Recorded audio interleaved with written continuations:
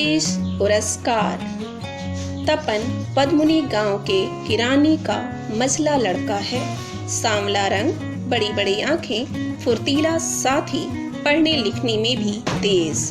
वह पहले या बिना कारण किसी को परेशान नहीं करता था, किसी से झगड़ा नहीं करता, पर अगर कोई उससे उलझे या उसे चिढ़ा दे तो बस फिर उसकी खैर नहीं। हाई स्कूल में उसे आए अभी सिर्फ 1 माह हुआ था। इसी बीच उसकी शिकायतें आने लगी। पद्मनी गांव के ही व्यापारी हरीन महाजन ने तपन के खिलाफ हेडमास्टर से फरियाद की। हेडमास्टर को दी गई अपनी अर्जी में उसने लिखा था, कल बदमाश तपन ने लड़कों के झुंड के साथ बिना कारण उसके दुकान पर पत्थर बरसाए और उसके उकसाने पर दूसरे लड़कों ने दुकान में घुसकर गड़बड़ी की। इसलिए हेडमास्टर साहब इसका उचित फैसला कर दें। हेडमास्टर ने हाथ में पकड़ी बेत हिलाते हुए कहा, लड़के, तुम्हारा ही नाम तपन है? जी सर, उसने विनम्रता से जवाब दिया। कल शाम को लड़कों की टोली लेकर तुमने इनकी दुकान पर पत्थर क्यों फेंके थे? हेडमास्टर ने आंखें तरीर कर पूछा। जी सर, बंतु आदि के साथ इनकी दुकान पर मैंने पत्थर फेंके थे, यह सच है, तपन ने बोला। क्यों फेंके थे पत्थर? बताओ, हेडमास्टर ने डांटा। सर, चीजें बेचते समय यह आदमी ग्राहकों को ठगा करता है, कीमत भी ज्यादा लेता है, तौल में भी कम देता है। इसने कागज के ऐसे थैले बनवाए हैं जिनकी पेंदी में मोटी मोटी दफ्ती लगी रहती है। सर, परसों सवेरे इसके यहाँ 1 किलो दाल ली थी, घर लाकर तौली तो सिर्फ 800 ग्राम दाल निकली। मैंने जब कल शाम को इसे वह बात बताई तो इसने मुझे झिड़क कर दुकान से भगा दिया था।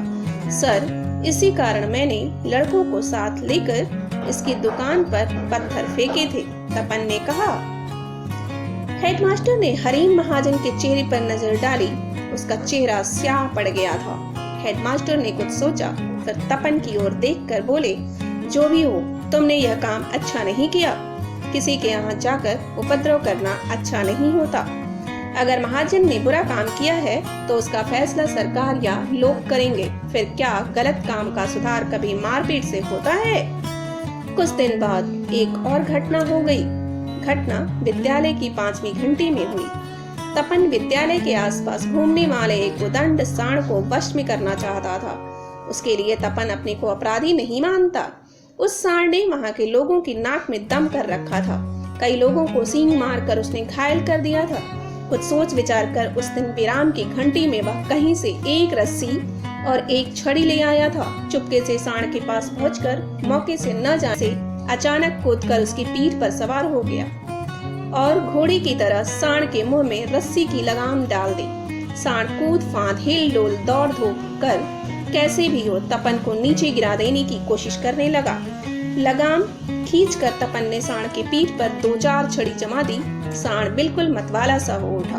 वह विद्यालय की 4 दीवारी के अंदर घुस गया और 7वें वर्ग के बीचों बीच होकर दौड़ने लगा। अचानक एक ऐसी चिंतनीय घटना देखकर उस वर्ग के शिक्षक और छात्रों के होश हवास उड़ गए। भगदड़ मच गई। जिधर जिधर देखो जगह मिली उधर भागा। हेडमास्टर के पास तपन के खिलाफ फिर मामला आया। सांड के संबंध में शिकायत पाते ही हेडमास्टर आग बबूला हो उठे। हरीन महाजन वाली और बीच बीच में दूसरे लड़कों की छोटी मोटी घटनाएं याद आ जाने के कारण उनका मन और भी कड़वा हो उठा था। उन्होंने तुरंत तपन को बुला लाने के लिए चौकीदार को भेज दिया। क्षण भर बाद ही मोहन के साथ तपन डरते डरते हेडमास्टर के सामने आया। तपन को देखते ही हेडमास्टर ने दांत पीसते हुए कहा, अरे शैतान, आज तुमने उस सांड को कक्षा में क्यों घुसा दिया था? सर, मैंने जानबूझकर सांड को कक्षा में नहीं घुसाया। मैं उसकी पीठ पर चढ़कर उसे वश में करना चाहता था, तभी वह दौड़कर कक्षा में घुस गया था। सिर झुकाकर तपन ने जवाब दिया, भला तुम कक्षा को छोड़कर सांड की पीठ पर चढ़ने क्यों गए थे? तुम्हें क्या पड़ी थी? घृणा और व्यंग की हंसी से उसके वर्ग के लड़कों ने उसका स्वागत किया। इस घटना के बाद तपन अपने विद्यालय में एक बुरे लड़के के रूप में प्रसिद्ध हो गया। कुछ ही देर बाद हर वर्ग में हेडमास्टर की सूचना आई। सूचना में लिखा था, वर्ग चालू रहते समय 5वें वर्ग के छात्र तपन ने एक सांड की पीठ पर सवार होकर 7वें वर्ग में घुसकर शिक्षक और छात्रों की दुर्गति की है तथा विद्यालय के शीशे तोड़े हैं। इस अपराध के कारण उसे 15 बेत लगाई गई है और क्षतिपूर्ति के रूप में उस पर 25 रुपए का जुर्माना किया गया है। भविष्य में ऐसा काम करने पर उसे विद्यालय से निकाल ही दिया जाएगा।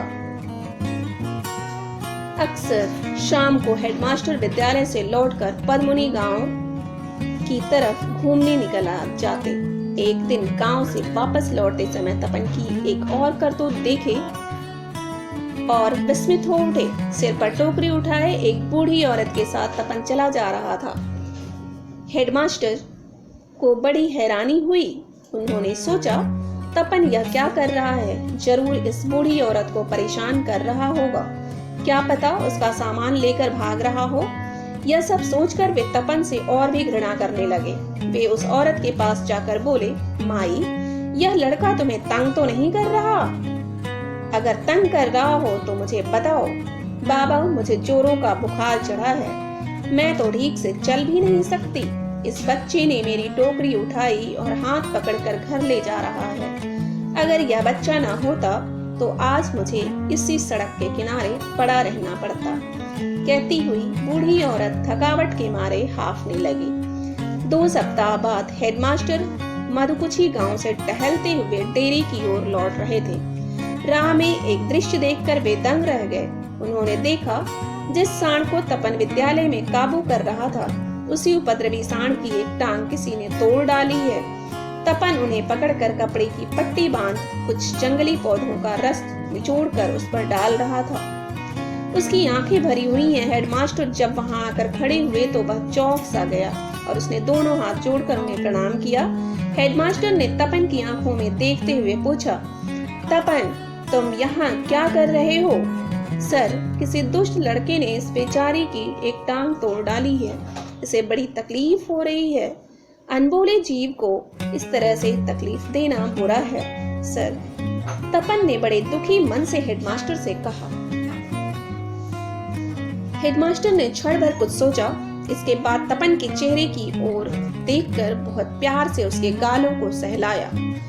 ज्ञानपीठ पुरस्कार वितरण समारोह सभा का आयोजन था। हेडमास्टर ने इस बार अन्य पुरस्कारों के अलावा एक विशेष पुरस्कार भी देने की व्यवस्था की थी। घोषणा कर दी गई थी, विद्यालय के सबसे उत्तम चरित्रवान लड़के को यह पुरस्कार दिया जाएगा। यह पुरस्कार महात्मा गांधी, जवाहरलाल नेहरू और लाल बहादुर शास्त्री के जीवन चरित्र की 3 पुस्तकों का था। कार्यक्रम शुरू हुआ। फिर वह नया विशेष पुरस्कार देने की बारी भी आई। उपस्थित लोगों की आंखों में उत्सुकता छाई हुई थी। तभी हेडमास्टर ने अध्यक्ष और उपस्थित सज्जनों को संबोधित करते हुए कहा, माननीय अध्यक्ष महोदय एवं सज्जन वृंद, हमारे विद्यालय के सबसे चरित्रवान छात्र को विशेष पुरस्कार देने की बारी है। वह पुरस्कार 5वीं वर्ग के विद्यार्थी तपन कुमार हजारिका को देना तय हुआ है। हेडमास्टर की जुबान से अपना नाम सुनकर तपन को तो पहले विश्वास ही नहीं हुआ, इसलिए घोषणा सुनकर भी पुरस्कार लेने जाने की हिम्मत उसमें नहीं थी। जब हेडमास्टर ने फिर से तपन कुमार हजारिका 5वां वर्ग कहकर पुकारा तो लगा उसे चक्कर आ गया हो। विद्यालय में जो सबसे बुरे लड़के के रूप में चर्चित है, भला उसे ही क्यों आज उत्तम चरित्रवान छात्र का पुरस्कार देने के लिए पुकारा जा रहा है। किसी तरह उठकर वह अध्यक्ष के पास गया और प्रणाम कर हाथ बढ़ाया एवं पुरस्कार ग्रहण किया। तालियों से सभा गूंज उठी। तपन की आंखों में खुशी के आंसू झलक आए। उसने निश्चय किया कि वह सबसे चरित्रवान छात्र बनकर इस विशेष पुरस्कार का सही सम्मान करेगा।